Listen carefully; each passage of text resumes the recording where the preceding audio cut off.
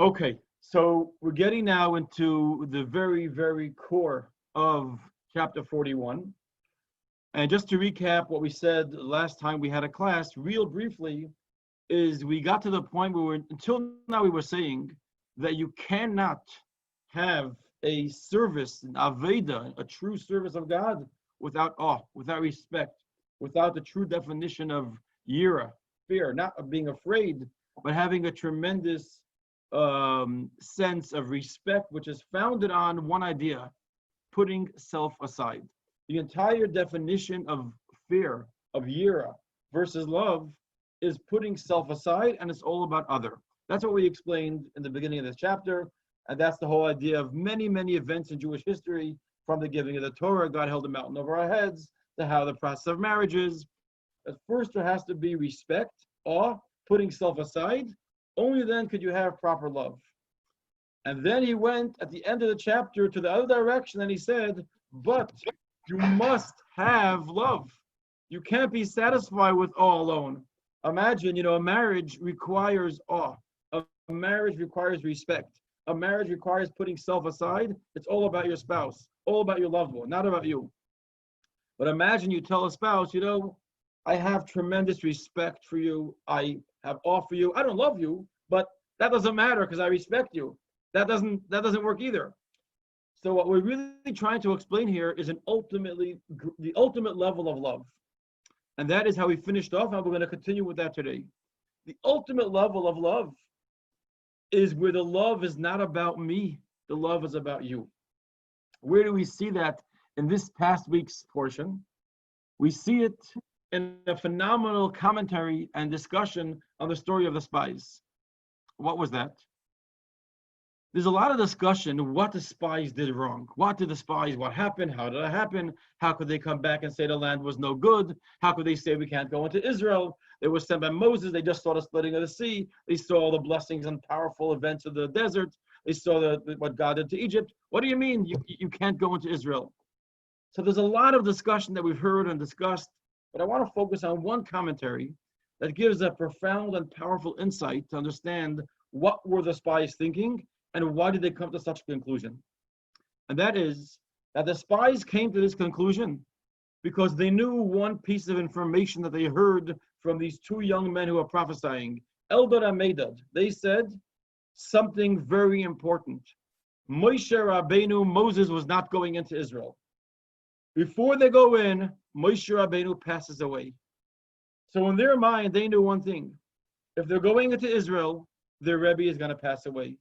Their Moshe Rabbeinu is going to pass away. So they came back with one thing. We are not going into Israel. Meaning their motivation was their tremendous love, the tremendous feelings to Moshe Rabbeinu. We will not allow that to happen. We're coming back and saying the land is no good. We can't go in. What was their motivation? To keep Moshe Rabbeinu alive. And you know what? They succeeded. Instead of, God forbid, Moshe Rabbeinu passing away that year or that month, Moshe lived 40 more years. For 40 years, Moshe was the Rebbe. Moshe led the Jewish people. Moshe did everything. They had Moshe 40 more years. So now you might say to yourself, one second, if that's the case, why did Joshua, why did Yeshua and Caleb say, let's go in? Didn't they love Moshe too? I mean, Yeshua and Caleb said, no, we can go in. What do you mean? Don't you care about Moshe? So to appreciate this, we have to look at a story that takes place in the Talmud. In the Tractate of Shabbos, there's a very fascinating story about the passing of Rebbe. Rabbi Yehuda HaNasi was the one who compiled the Mishnah. He was a great, great holy leader of the Jewish people. And when he was coming close to the end of his life, he had tremendous intestinal disease. And he was suffering horribly. But he was alive, and he was able to transmit and share his holiness and teachings. And it came to a point where he was almost passing away. And they were praying, and the people were praying, and they said, Hashem, the angels in heaven are trying to pull Rebbe upwards. We're trying to hold Rebbe down here. Please let us be successful. Now, Rebbe had a tremendously dedicated maidservant, a woman who had worked with him and loved her master or her mentor, whatever the word you want to use. She loved him and appreciated him tremendously. She gave him a purpose. He gave her purpose and direction.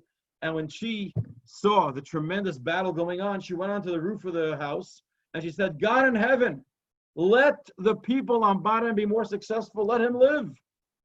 And she was crying, let him live.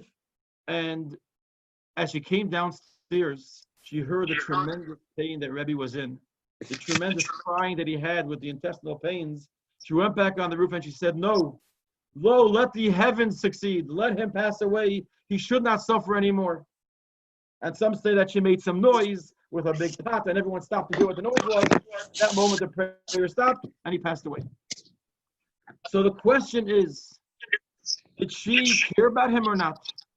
And the answer is there's two ways that you can love somebody. You can love somebody because they give you a certain sense of wholeness and completeness and fullness and mean something to you. Or you could love them because it's not about you. We love them because it's not about me. It's about the other. One of the tremendously powerful stories that bring this out is a very interesting story. And I mentioned this a few weeks ago, but I just want to bring it out again about this person, this non-Jewish young man that fell in love with a Jewish girl. And they were tremendously in love. And the way I heard the story is that they came to the Rebbe. And he either wrote to the Rebbe or asked the Rebbe that why can't he marry her? He loves her so much. He's a good person. He says, I would do anything for her. Why can't I marry her? And the Rebbe said, do you love her enough to care about her, to realize that marrying her is not good for her because she's Jewish? Do you love her enough not to marry her? In other words, how much do you love someone? You love someone enough that it's about you, or you love someone enough that it's about them, that you're not a part of the picture? This maidservant loved her master, loved Rabbi Yehuda. She loved Rebbe so much. She said, as much as I want him here, I think for him it's better if he passes away. He's suffering. He's in tremendous pain.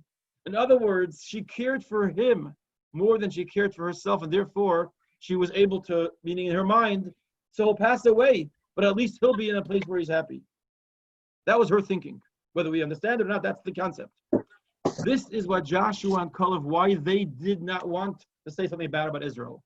Of course they didn't want Moshe Rabbeinu to pass away. But to them, they said, what does Moshe Rabbeinu want? It's like the shliach of the Rebbe who was told in 1960 or 1970, who was a tremendous devout and pious chassid, and he loves his Rebbe, and his Rebbe says, I'd like you to go to the Congo. I'd like you to go to somewhere else, 10,000 miles away and be my representative. And if the person says, I can't because I love you so much, I can't because I love myself so much, and because you mean so much to me, therefore I can't. But if I love you and I want to do what you want, even though it means we'll be far away, it's worth it. That's why parents send their kids far away to colleges, or parents send away the kids to schools when it's not easy, because they love them so much. They're willing to put themselves with difficulty for the happiness of their child. And this is the type of love you get when you first have awe. Why? Because awe, its definition in Hasidus means putting self aside. It's not about me. And once it's not about me, then I can come to a love where it's not self-centered love, but it's other-centered love. My love is all about the other. We're going to come now and discuss this and take another track a little bit into Tanya now. This is where today's class really starts. But to tell you and to share this, I want to take an interesting story that takes place with Elijah the prophet on Har Carmel. On the Mount of Carmel, there was a story where the Baal were these tremendous priests and worship this idol, and many Jewish people being attracted to this, and it was very fascinating because they weren't dropping their tefillin and their kashrus and their Torah and their studies. They were doing all the mitzvahs too, but they also wanted to go and study to become fans and worship the Baal. They saw some tremendous opportunity for spiritual growth or whatever they saw there. So there was going to be a debate, but not a debate by words, a debate by see who really is the one that serves the God in heaven. Who is the real one that has, or their own God? Whose God is really listening? And they decided they're going to have two altars. One altar set up by Elijah the prophet, one by all the priests of the Baal, and they were going to see whose would be successful. And of course, as we know, the story goes that they had tremendously built this altar with this cow to burn an altar, and nothing happens. And Elijah the prophet pours water and pours water and pours water, and he soaks everything, and then a fire comes down from heaven and consumes not only the cow, but the altar, the stones, the water, and all the priests of the Baal, and they saw the truth. But there's the backstory here that the Medrash tells us, which is fascinating. What's the backstory? To make this fair, they decided to get two identical cows. So no one could say, oh, our cow, the reason why the Baal's cow wasn't taken because it wasn't as good, or was a skinny cow, or it was not as from a good stock, good breed, good genetics. So they took not only two identical cows, but two identical twin cows. They took twin cows identical. Those days there was a lot of cows around, so they could find a perfect set. And they say, we're going to have these two perfect cows. And Elijah says, you pick one, I'll pick one, and then we'll see they're equal. So now the Medrash tells us that the cow that was chosen for the Baal, now I don't know if it verbally spoke or through spirituality, but it turns to Elijah the prophet and says it's not fair. It's not fair. Why do I have to go and be on this heap of evil and unhealthy spirituality? I want to be the cow going onto the altar of God.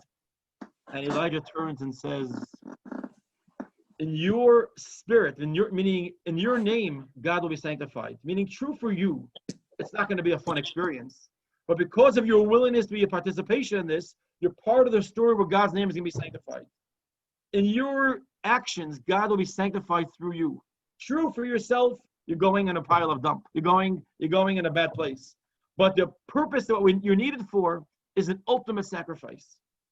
And that's not just a pun. It's the ultimate sacrifice for everything that you own and believe and wish and want for God. And this is the definition of a Rebbe and a Tzaddik. A Tzaddik says, I'll put all of self aside for someone else, even my spirituality. Because this cow is willing to go on the altar of the Baal, and the other cow, of course, on the altar of God, the result was a tremendous sanctification of God's name, where the Jewish people returned to God, and Elijah encouraged a tremendous repentance amongst the people. We find a story of Reb Chatzah Fagin. Reb Chatzah Fagin was a brilliant, holy, great chassid. He was murdered in 1941 in Riga, where the Nazis when they came in, they took the Jews, the Hasidic Jews, actually the Chabad community. They put them into a shul, and they burnt them alive. And the tremendous story how they came, one person survived. He sort of dug a hole or went onto a thing under the floor. But the bottom line is, the Chassidim died in a tremendous death. They actually danced. They danced up. They took out the Sefer Torahs while the soul was on fire. What tremendous story. Holy people. That was in 1941. Go back a couple of years earlier. He was traveling all over. He had actually traveled out of Europe and come around to America and to England to travel to speak. But he was back in Poland. Unfortunately, he died. There's a story told that one year he comes out of the Rebbe's study. This is a previous Rebbe study. And he's crying. And he was a very deep person. For him to cry over something's going on. So they asked him, what's going on? He says, I came into the Rebbe and I told him, I feel sort of, it's unfair. I wish so much to sit and study Hasidic teachings and study Torah and be involved with my davening. But the responsibilities you gave me required me to be a secretary. He was a secretary for the Rebbe. And he spent a lot of time dealing with people's small, sort of petty issues, little details. They needed this, they needed that. There's so many things that are seemingly petty that people need, and I'm not having time to work on my own personal service to God. And the Rebbe started crying, and he said, how do you think I feel? Or how do you think my life is? Somebody comes and need a blessing because they have a job, or they can't get an office, or they can't do this. Meaning my whole day is put aside, but that is what we're here for. It's not about self. We're coming into the Tanya now with a tremendously powerful idea that can only be introduced after what we said until now. Now, what is that? We started off this chapter saying that a person has to know when to feel that the entire universe, all of creation was created just for me, just for now. All of the heavenly angels and the upper angels and the spiritual beings and all the higher worlds was all bishvili nivra. That's how we started the chapter. You should know it's all about me. Right now, my purpose is all about my action. And that was not what's supposed to mean you have an ego. We're supposed to give you a responsibility of your mission. How much what you, as small as you are, how much what you do matters. Now we're going to give us a perspective. Now, that being said, we said when you come to do a mitzvah, there were three things to think about. How small you are, and how great God is, and how much what you're doing now matters. How the way to connect to God is through following His desires, His will, and doing a mitzvah. And this particular mitzvah has that particular connection to God, whatever that mitzvah is. Now we're saying one more thing to think about. That it's not about me, it's about all the Jewish people. In other words, what we're going to see here is there are two ways to see our service to God. One is it's a personal journey of my service, my elevation, my connection to Hashem. It's my journey, my connection, and my elevation. That's my Yiddishkeit. How could I connect to Hashem? What's my soul's mission? What's my purpose? How could I get closer? How could I connect to Hashem? That's one way to see all of Judaism. There's another way, that it's not about me. It's a cosmic and even more than cosmic mission. It's not about me. It's about the Jewish people. It's about the world. It's about the heavens. It's about God. It's nothing to do with me. It's like that cow that went to the altar of the Baal. He understood, if the cow is here for his own personal journey, what do you mean? Find someone else. I got to be a spiritual Jew. I got to be religious. I got to be orthodox. I got to be dedicated. I'm not going onto the altar of the Baal. But he understood it's not about my journey. It's about the cosmic elevation, about the world being transformed, all the Jewish people being transformed, because your action affects every single Jew and affects all of the universe. What we're going to say right now is, as much as we have to focus and realize that my deed matters, at the end of the day, it's not about me. And that's what we're going to say now, but we're going to explain one of the most interesting verses in davening. There's a verse that we say in davening every single day, that many of us say it and may not know fully the tremendous thought and depth of this saying that we say every day. For those following inside, we're on page 114. We're about 1/3 down. We're at chapter 41, and we're 2 words before the end of the line. There's a dot there, and then it says Ach Amnam, page 114 of the top numbers on top of the page. Ach Amnam. Now, withstanding the fact that we said that the person should and must focus on self and focus on your mission and your responsibility and your mitzvah matters, there's something bigger than that too. Amr Razal, do not separate yourself from the community. What does this mean? The Gemara there, where this comes from, is discussing the laws of benching. How you say when you have 3 people benching together, if you have 10 people benching together, the words that you say, and even though theoretically, if you have more than 3 people, you could change the words and say a different expression. Instead of nevarech, you could say baruch. You could sort of instruct the people. Instead of say, let us bench, it's you guys bench. Nevertheless, it says, don't take yourself out and include yourself with the people. Say, let us bench. Don't take yourself out of the group. From here, we came to a tremendous rule that a person in the community should not separate from the community. If there's a class going on in shul, don't go into the other room to have a class with somebody else. Join the class. If there's a minyan, don't daven at home. I'm not talking about now. Now if there's a minyan, you're better off davening at home, I think, still, for most of us anyway. We're talking about ideally in the regular time. If there's something going on, don't separate yourself from it. Be part of the community. Everyone's coming to dance. Everyone's coming to celebrate. Everyone's having a shul get together. Be part of it. The shul is a tremendous power of the group. The Alter Rebbe is going to take it and give us now a profound Hasidic interpretation of this statement of not separating yourself from the klal. What does that mean?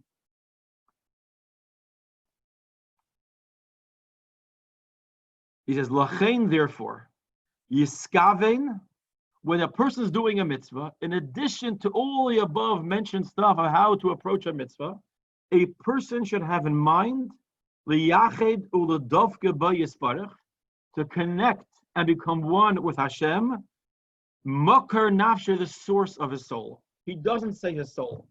He says makar nafshi. What does that mean?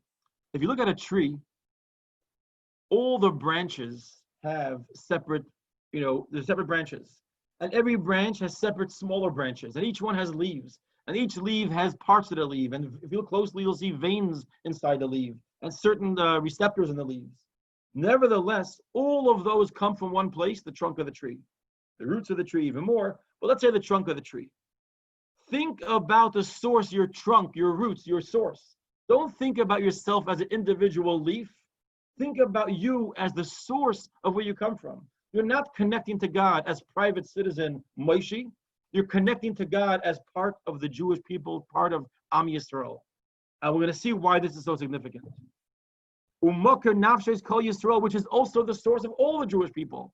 All the Jewish people, every single leaf on this tree comes from the same source. Meaning, this is our source. This is our lifeline. It's like the power source being given to imagine you have a power line that runs into a neighborhood, into a community, into an apartment building. Everyone gets their power from there. You might have your own electrical transmitter and the sections, separate transformer, but every single one comes from the same place. Think about connecting the makar, the source of yourself, which is the source of all the Jewish people. And what is that? Shuruach piv yisparech, which is the wind, the ear that comes out of God's mouth when he speaks. Hanikra b'shem shchina, which is called shchina. We're now going to introduce here some of the most fundamental and important ideas in Hasidus, that without these, so many things don't make sense in life. With these ideas, it changes our whole understanding of everything we do, purpose, meaning, challenges, good, evil, right, wrong. Everything could be brought down to this discussion we're coming up to now. What is that? When Hashem created the world, and Hashem keeps giving life to the world and creating the world every moment, there are two perspectives how we as the created beings see everything, or how they are. I say our perspective because God is one. But there's two realities. There's something called Kudesh Abrichu, or in Hebrew, HaKadosh Baruch Hu. When you hear Kudesh Abrichu, it's Aramaic. When you hear HaKadosh Baruch Hu, the Holy One, blessed be, that's Hebrew. And there's something called Shechina. Every single day in davening, we start off before the Baruch Shamar, we say this line. Here's the line we want to talk about. We can actually talk about this next 2 or 3 classes, or do it just short. We say, L'shem yichud Kudesh Abrichu u'shchinte, li'yachta shem yudke bevavke, yichud shlim b'shem Kol Yisrael.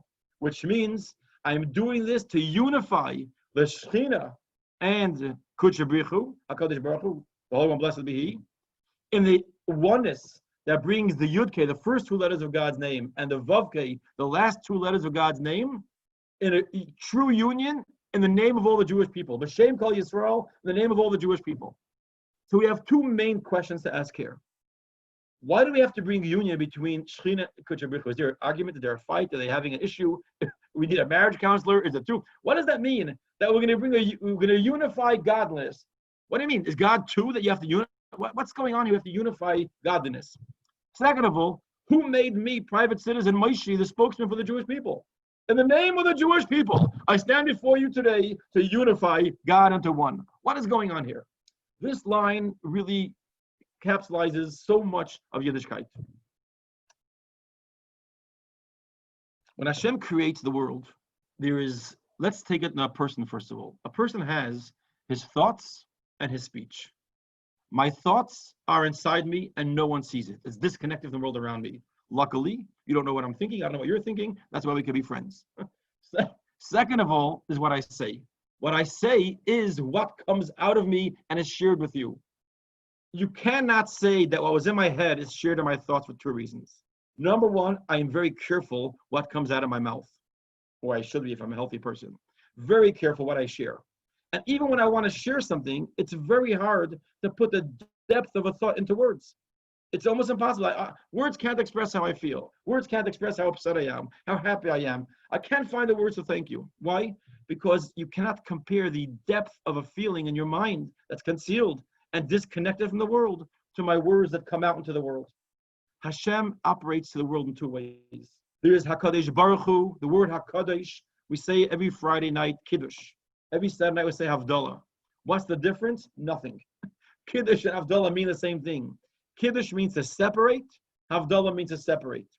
When you do a marriage, why is it called Kiddushin? Because you're separating this person from the rest of the world. Until now, they can have a relationship with anybody, and now they're separate. Only relationship with you. You are now engaged. You're sanctified, separate. Holy people are separate. Kadosh means is a part of God that's separate from the world, is connected from the world, has no connection to the world. It is a true unleashed, unlimited, tremendous holiness that if it was unleashed, the world couldn't exist. It could not exist. Then Hashem, so to speak, made a giant gap, and he created something, a level of himself that can be not created, but revealed or shared as Shechina. Shechina is a level of godliness that actually is like words. It comes out, it expresses itself. It comes into the world. To put it into very blunt terms, Shechina could be understood as the engine, the motor, the battery of the world. Everything we see in this universe, and not just, by the way, the bottle of water in front of me. I'm talking about people, angels, souls, spirituality, higher worlds, higher worlds, higher worlds. Every single thing that's spiritual, the most deepest thing you could ever find described in Kabbalah is all part of Shekhinah. Because Shekhinah means there's layers and different levels, and there's different components and different levels of how much something needs spirituality and how it uses itself.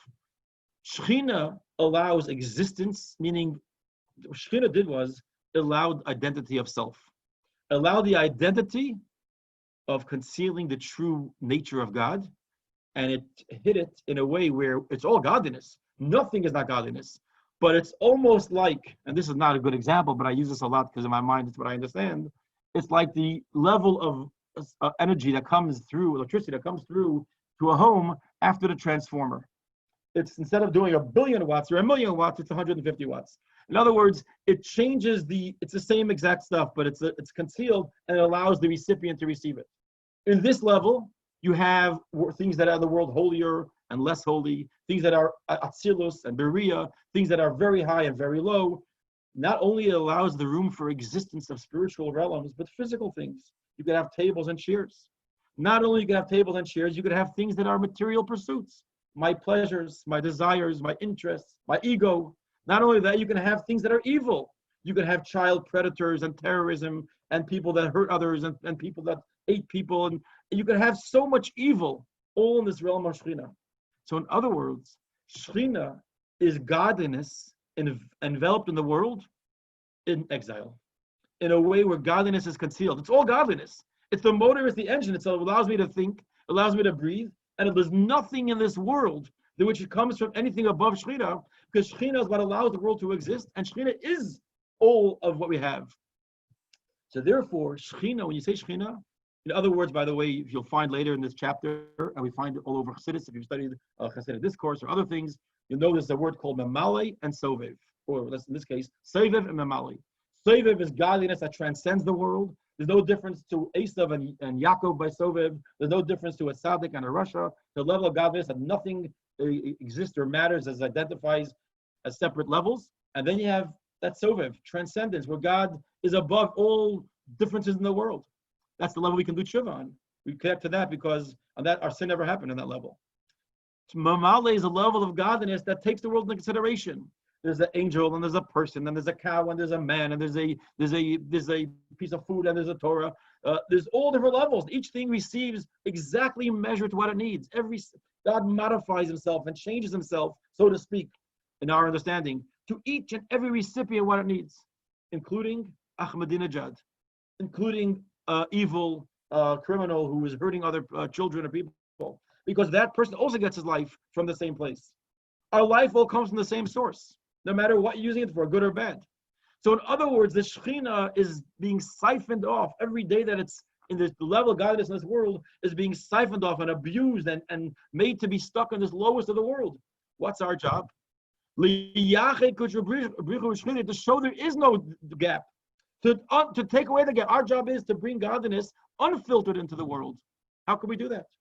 There's only one way.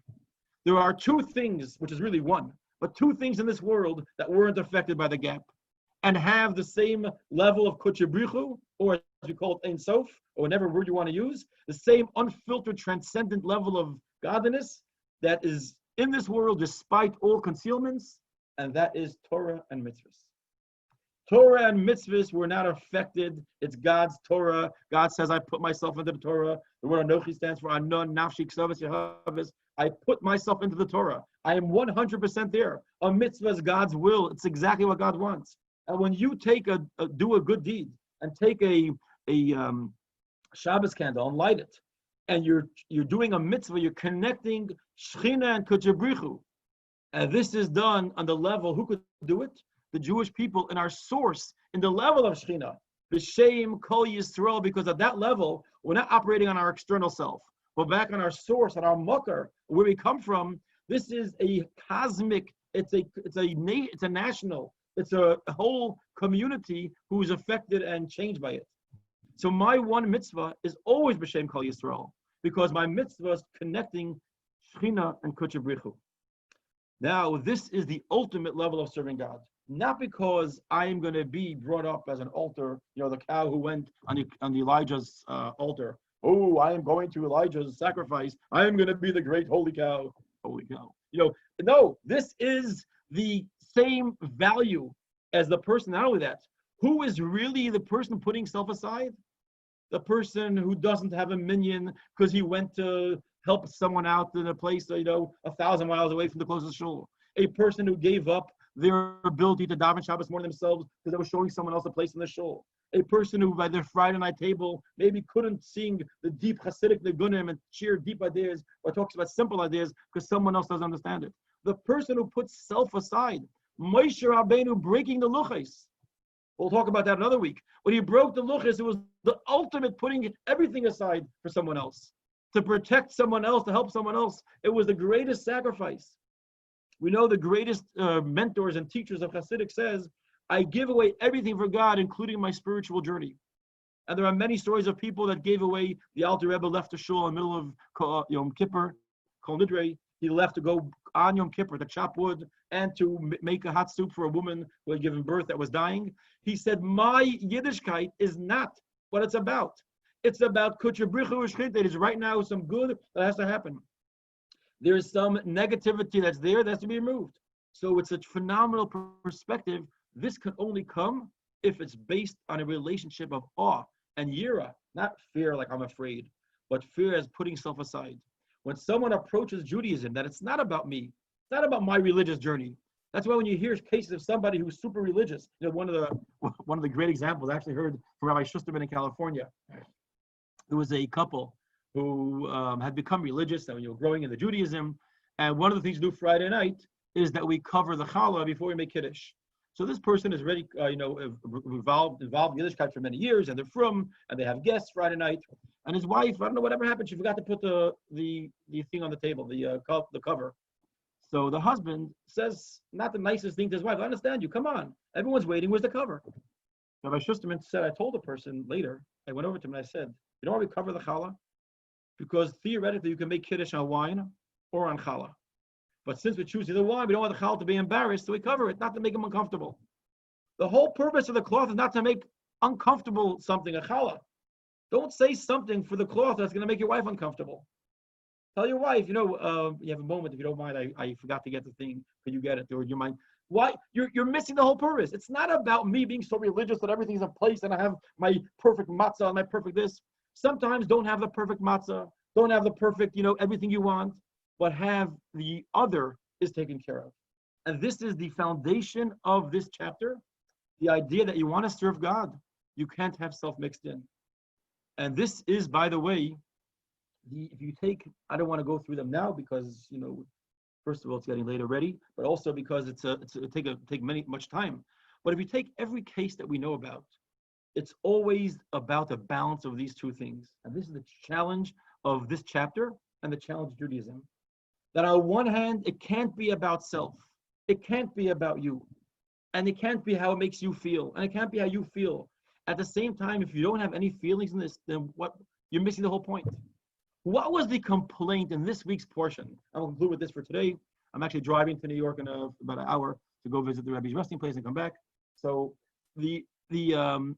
what was the story in this week's portion? Korach comes and makes rebellion against Moshe Rabbeinu. Korach was a great holy person, a scholar. He was a giant of a person. He was tremendously knowledgeable. All the people were very religious. They were so religious. I don't know if you know, there's a very fascinating piece of the story. There's a concept that women who are married cover their hair after they're married. And some do it more, some do it less. It's again, as you grow into your observance, it's another mitzvah to take on to be careful with. So those people were super religious in the desert and covered their hair. One man, his name was Omdan Peltz. When it came time to go against Moshe, and they all gathered 250 men, just before everyone was swallowed up into the hole, this guy was not there. And he was one of the big activists. Why wasn't he there? Because his wife was a righteous woman, and she was so upset, and that's why you have to have a good wife. She was so upset that Owen was going against Moshe. So he said, when the guys come to collect him in the morning to go and make this protest, here's what she's going to do. She went outside, and she sat in front of her tent without her head covering. And the people came, they go, oi, no, oi, oi, oi. No, they couldn't look. So they all left, and he got saved because of this. Meaning these people were spiritual. What were they thinking? So it says like this.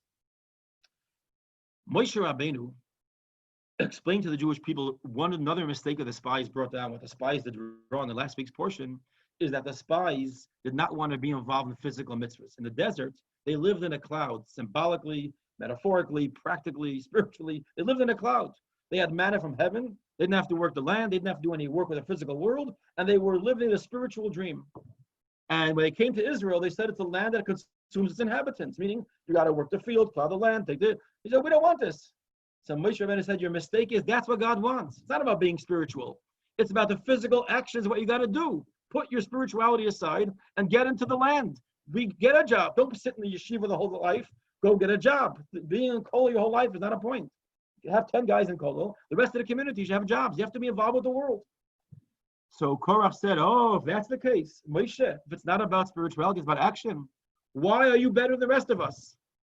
Why are you special? If it doesn't make a difference of the spirituality, and it's all about your personal, meaning your service, your mitzvah, put on tefillin, make a make a bracha, etc. Everyone does the same thing. So Moshe says, Boiker, the morning will come and you'll know the connection. You'll know God. You know the word das, knowing, is also mean connection. Boiker is light.